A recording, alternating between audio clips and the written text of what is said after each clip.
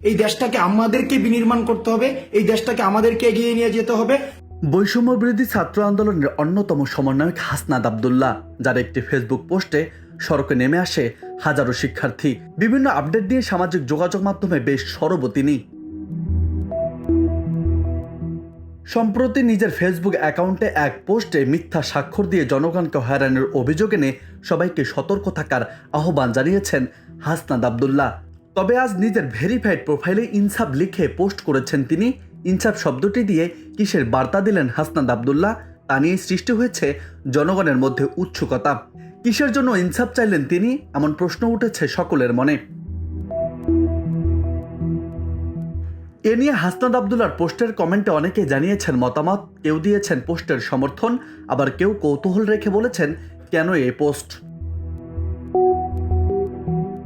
কোটা আন্দোলনের অন্যতম সমন্বয়ক সার্জিস আলমও কমেন্ট করেছেন হাসনাত আব্দুল্লাহর পোস্টে। তিনি লিখেছেন, ইনসাফ প্রতিষ্ঠা করা আমাদের প্রধান কাজের একটি। এটা প্রতিষ্ঠা হয়ে গেলে দেশ আর থেমে থাকবে না। আপনারা সবাই সহযোগিতার হাত বাড়িয়ে দেবেন ইনশাল্লাহ। পরামর্শ আর সাপোর্ট অনেক বড় পরিবর্তন ঘটাবে। মাহবুবা রহমান সোহাগ লিখেছেন, মানুষের মাঝে ইনসাফবোধ থাকলে তো আর দেশটার এমন অবস্থা হতো না। এবার আপনারা ইনসাফ কায়েম করার উদ্যোগ নেন। এদিকে গত 25 আগস্ট রাজধানীর সচিবালয় এলাকায় আনসার সদস্যদের সঙ্গে শিক্ষার্থীদের সংঘর্ষে গুরুতর আহত হয়েছিলেন হাসনাত আব্দুল্লাহ। এরপর থেকে হাসপাতালে ভর্তি তিনি। মাঠে না থাকায় কি কোনো ইঙ্গিত পেলেন টকবগে এই যুবক, নাকি সম্প্রতির ঘটনা নিয়ে কোনো বৈষম্যর গন্ধ পেয়েছেন হাসনাত, যার জন্য লিখেছেন ইনসাফ?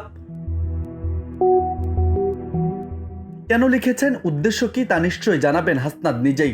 যেভাবে জানিয়েছেন, এক টি শার্ট পরে আন্দোলনের রহস্য। রাজু আহমেদ, বার্তা 24।